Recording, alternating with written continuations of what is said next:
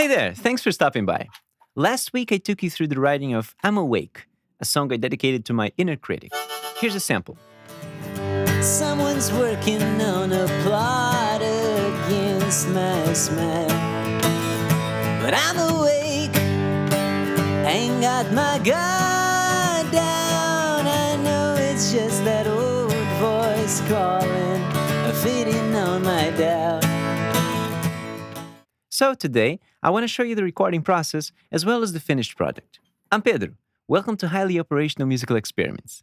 Each week, I show you how I use music to face my emotions so you can face yours. Grab a seat, make yourself at home, and let's find a way to make this song.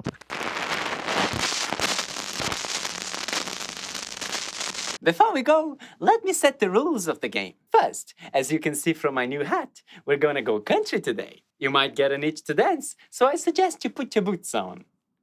Or take them off if they're uncomfortable. Second, in order to tame Pedro's perfectionism, we're going to record everything using a single microphone. No virtual instruments, no fancy stereo pairs. We'll use a dynamic, very versatile microphone, the Shure SM57. And finally, Pedro has to do everything in 24 channels or less. That means the arrangement has to be precise. This is so he doesn't try to add unnecessary layers out of insecurity about the single microphone. Thanks, Honky. Nice hat. Thank you kindly. Well, I started with the acoustic guitars. I'm a big fan of Jeff Lynne's work producing the Traveling Wilburys, how they all strum their guitars together to create acoustic heaven. There's a link in the description that shows what I mean. Since I'm working alone, I had to do it separately, of course. But the idea is stacking up as many guitars as possible and changing the microphone position between takes. I chose to do the first without a capo and the second with a capo on the second fret.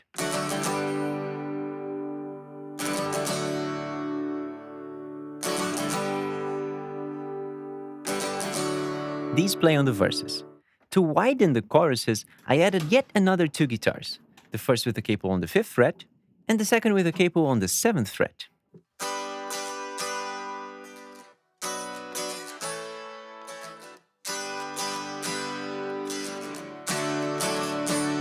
Ironically, he didn't use his Nashville acoustic on this one. Anyway, after that, I decided to strip the drums down to the essentials.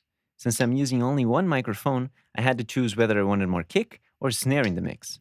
I placed it pointing to the pedal from above the kit in hopes to get a good balance, with emphasis on the snare. The part I played is supposed to intertwine with the guitars while driving the song. Here it goes.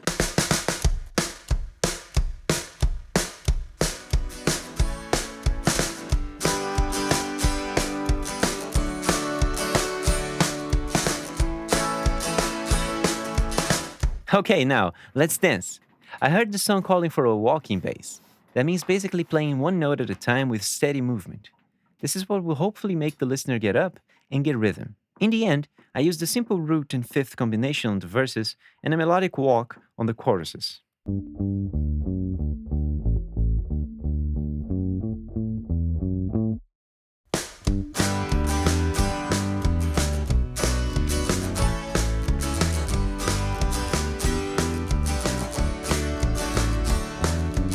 That's 6 channels down. Pedro still has 18 to go.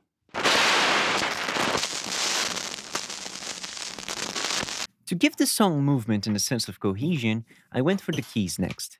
I began by adding a piano playing licks in the spaces between sentences on the second verse. I actually wanted this to sound like an electric piano, so I added a tremolo effect later in the mix.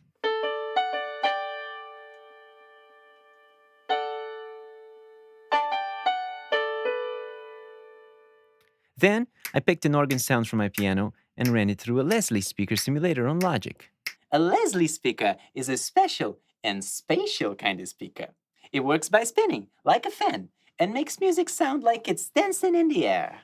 Later in the mix, I'll lower its volume so it works like a glue to the rest of the arrangement. Here's how it sounds.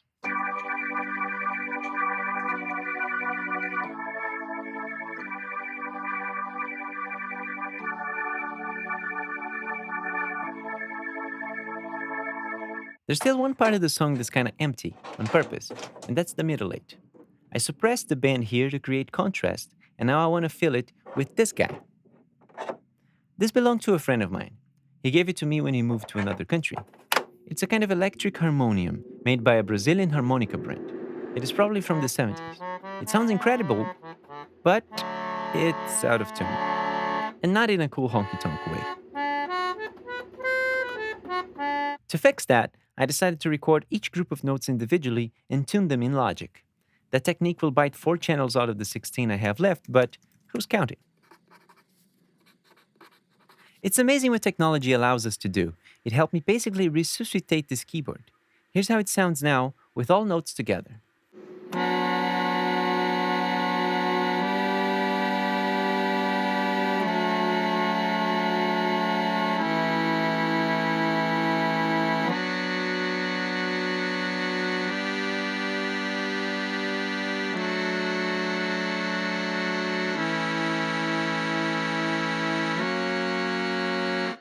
Then, to bring life to the track, I moved on to the percussion. I knew I wanted to add a little clapping intro to hook the listener into the song. I ended up adding an extra layer with a finger snap too. Here's how it sounds.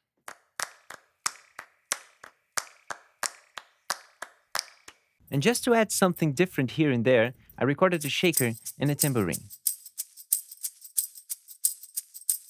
That's 7 channels left. Yeehaw!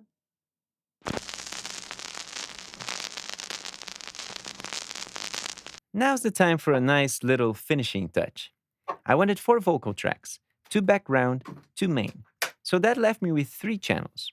The harmonica's a given. I'll record that later with the vocal, so there's still 2. And here's what I came up with. No country band is complete without a pedal steel guitar. Or something that sounds like it. To get to that sound, I used a compressor and a delay pedal plugged into the amp.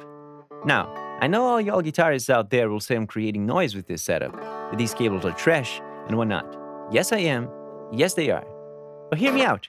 I'm so cheap I wouldn't give a nickel to see Jesus riding a bicycle. And I want the noise. Half of rock and roll is silence. The other half, noise. All right, so here's what I played in the chorus.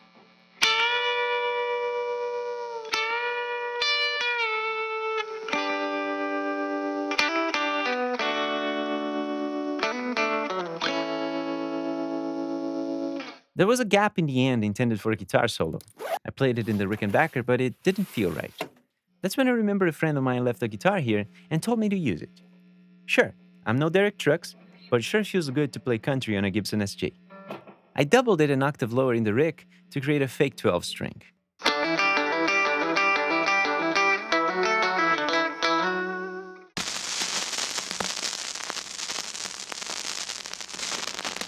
Hope you're ready to dance, because here's the song with the vocals and the harmonica.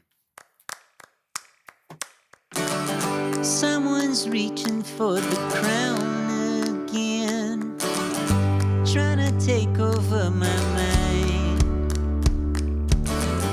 Someone's working on a plot against my smile.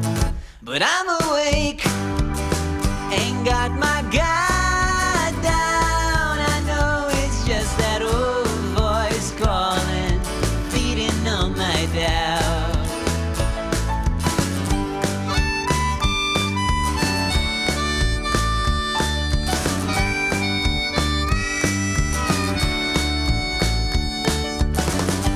There it is when I'm H.O.M.E myself, when I can't accept a friend,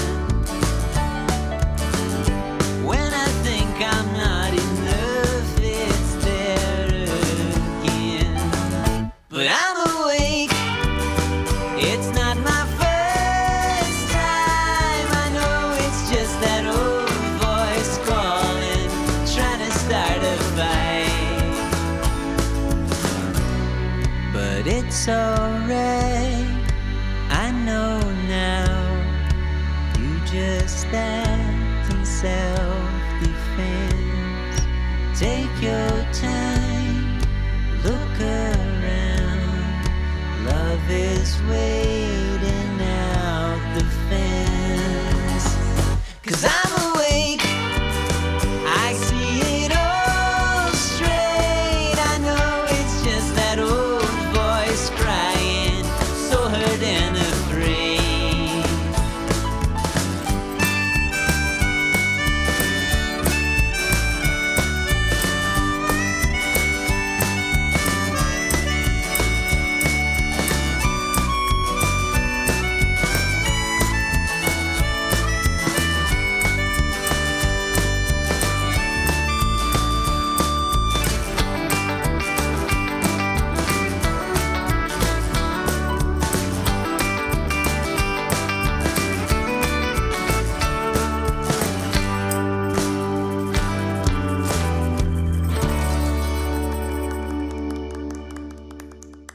That was a fun experiment.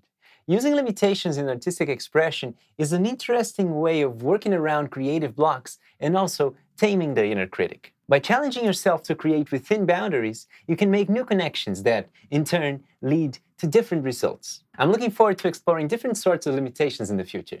But what about you? Have you been allowing yourself some time to play? Some time to express yourself freely without judgment or expectation? Let me know in the comments. I created this channel to help you keep that habit. I believe self-expression is freedom, and my only goal here is to inspire you to be yourself so you can find your creative voice and the joy that comes with it. So, if this was helpful or fun in any way, please subscribe. I'll be back here next week so we can write a new song. See you then!